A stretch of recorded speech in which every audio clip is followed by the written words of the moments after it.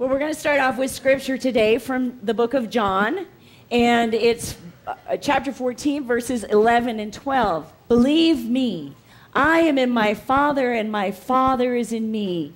If you can't believe that, believe these works. The person who trusts me will not only do what I'm doing, but even greater things, because I, on my way to the Father, am giving you the same work to do that I've been doing. You can count on that. 2 little verses from among the 31,000 in the Bible.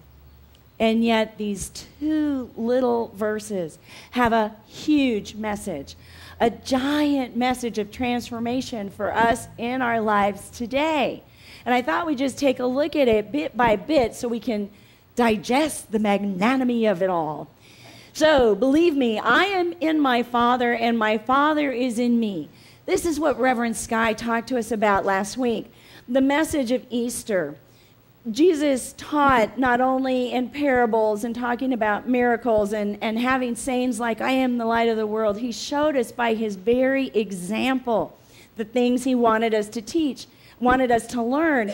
And one of the things he wanted us to learn, and he showed us through his death and through his resurrection, that we are spiritual beings. We are one with God. And that sentence has to be here in this passage, or the next one doesn't make sense. But what a powerful truth to begin with. If you can't believe that, believe what you see, these works. Jesus' works of feeding the poor and healing the sick. He was able to do these works because he had an awareness of his oneness with God. And as he grew in his ministry, his awareness of that oneness grew and grew and grew. So through his works, he actually became the embodiment of compassion, of generosity, of abundance, of wholeness, of justice, of inclusiveness. What a wonderful way to be. I mean, that just pulls inside of us and just connects and brings us out, because who among us is down for compassion, for abundance, for generosity, for, like I am. I really am, and I hope you are too, because that's what he is calling us to do when he asks us to remember our oneness and then take a look at the results, take a look at what manifests when we do remember that oneness. He says, the person who trusts me, Jesus said, trust me. That's what a master teacher would say. A master teacher knows he's successful when his student actually surpasses him or her. When that student actually steps into that next level of genius. Think about a master artist. A master artist will teach his student about composition. A master artist will teach his student about selecting the right and perfect paint and the right and perfect color. And then the master artist will teach his student how to make each brush stroke, making it over and over again until it's absolutely perfect. And then one day that student wakes up and actually discovers their own genius and discovers how to let that genius express in their art, and they become a master artist, far surpassing their teacher. So it is with Jesus. Jesus is the master teacher who wants us to find our own genius. Jesus is the way shower. Jesus is the director. He's the one who's bringing us our attention right back to the reality that we're one with God and that we can manifest these things too. He says he's giving you the same work to do that I've been doing. So Jesus is telling you and me and all of us that he's given us the same work. Now, all of his work came out of his commitment to 2 commandments: to love God and to love our neighbor as ourselves. When we're in love with someone or something, we're in complete harmony with that something or someone. When we love someone, we're actually in complete alignment with that harmony and that resonance, that hum. When we're in love with someone or something, we actually see the world through the same eyes. So if we love God, we get to see the world through God's eyes. And when we love our neighbor, we get to live in harmony. And when we love ourselves, miracles happen. Truly, miracles happen. And then the last thing Jesus says, you can count on that. Jesus acted with full authority. Jesus knew how to stand in his power because Jesus knew that with predictable reliability that we could do at least the things he did if we did them the way he did them. So when we stand in principle, when we engage in universal laws, and when we get ideas from the mind of God and put them into, from our thoughts to our words to our actions, and when we do that with full authority, then we too can do as Jesus did. He says you can count on that. And the way he said it is in the way that we can see now that we can learn every nuance of the paint, every nuance of canvas, every bit of the composition of our lives. For when we do that with our full authority, then we step into liberation.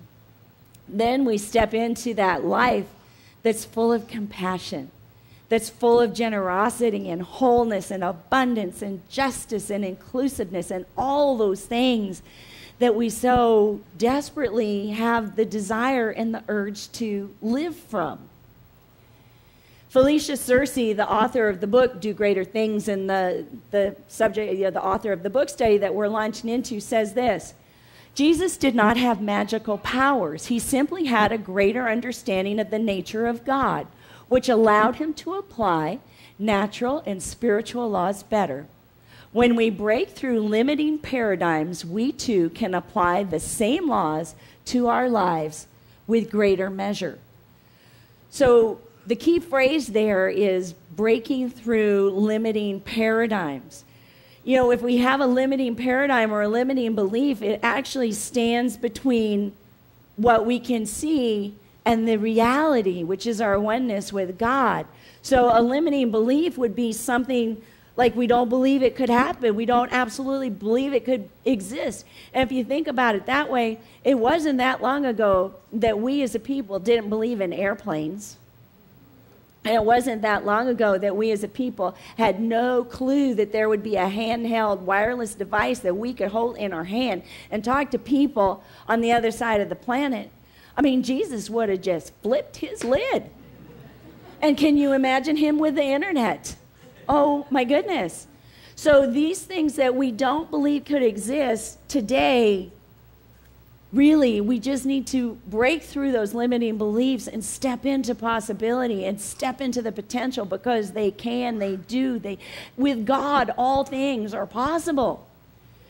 The other kind of limiting belief that we need to break through, or the limiting paradigm that we need to break through, are beliefs that we hold about ourselves. Beliefs such as perhaps we're not good enough, or that we're not enough, or that we don't deserve it, or that we're not capable. These are horrible beliefs, but actually Maria Nemeth in her work says there's 7 core beliefs, and that we get hooked into and can resonate with those 7 awful limiting beliefs about ourselves sometimes. And then she asks the question, would it be okay with you if your life got easier? Yeah, it sure would, because I want to do greater things. I want to absolutely do greater things.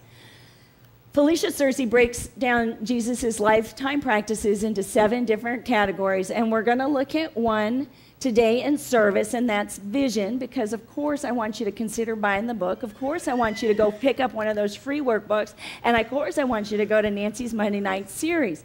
So we're going to look at, vision, there it is. A powerful force that takes a hold of you and won't let go. Vision is born in our imagination.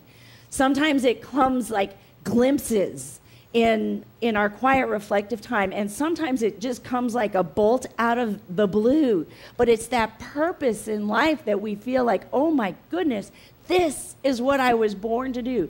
This is what I was born to be. So in articulating vision, there's some characteristics, and the first one is that it acts as a catalyst for growth, expansion, and evolution.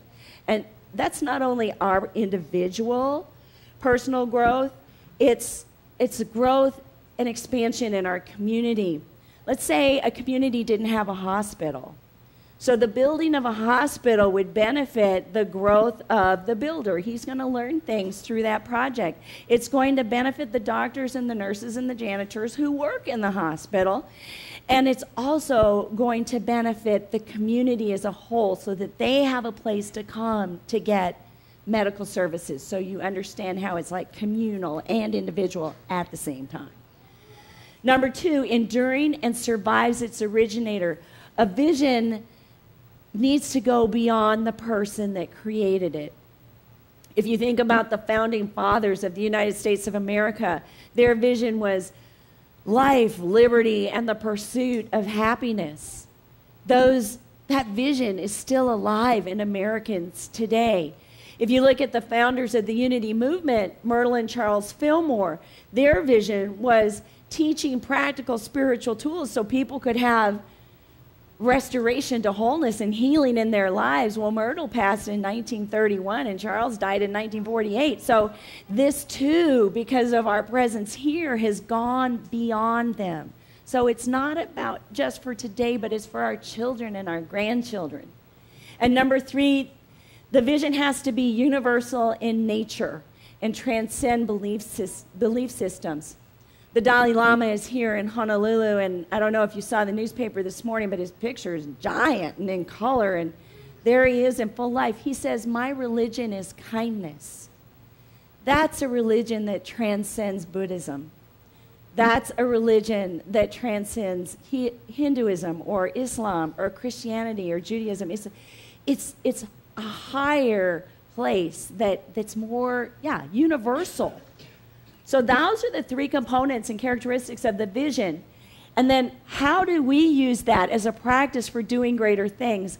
Number one is to deny the power of any limiting beliefs, any fears, or any negative messages that we've heard about our vision or ourselves.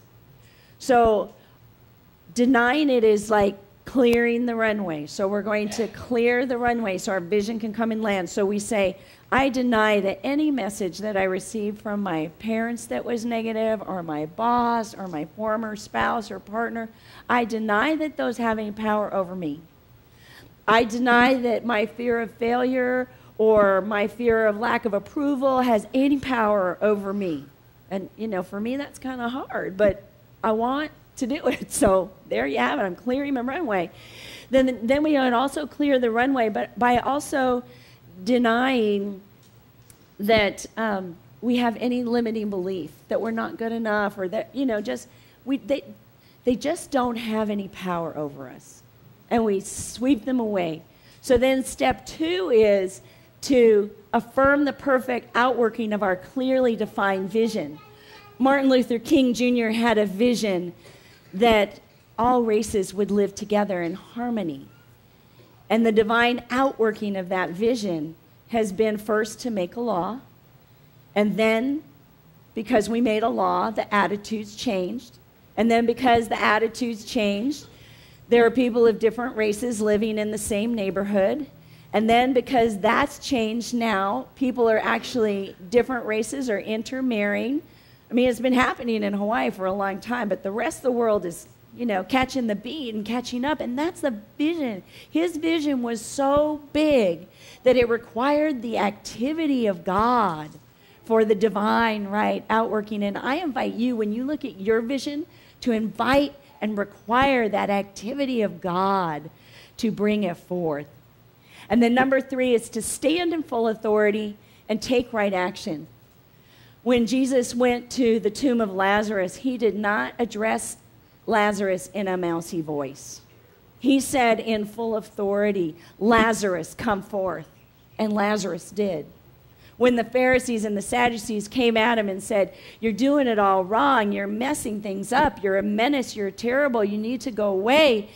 Jesus stood in his truth, and he said, "I have come not to destroy the law, but to fulfill it." So he stood in full authority. Remember, oneness with God based in principles. That's how we can stand in principle, how we can stand in our full authority. And then finally, the divine right action, or the next right action, that comes from time in prayer and meditation. We will know what we need to do next. We will know our next right step by tuning in and reconnecting to that oneness that's within. We can do that with a powerful commitment statement. I commit to living a vision for myself that frees me to do greater things. Committing to living the vision, not just making a vision board, not just thinking about it, but actually living it, having it come through the fiber of our being, and allowing it to move our feet forward as we go through our life and unfolding our spiritual nature. And then it frees us to be compassionate, generous, whole, abundant. It frees us to be all those things our heart, deepest desire is calling us to be. So let's make this commitment together. Find it in your body. Find that authority. Find that place in you that you know is fully strong and big, and we'll make it together. I commit to living a vision for myself that frees me to do greater things. And so it is. Let's take that commitment and those thoughts and those tools and that knowledge into our heart. As we come into a time of meditation, we open ourselves to the beauty of music, to a beauty of a chant that surely would have moved Jesus. And we allow it now to move ourselves in gratitude with Nadine.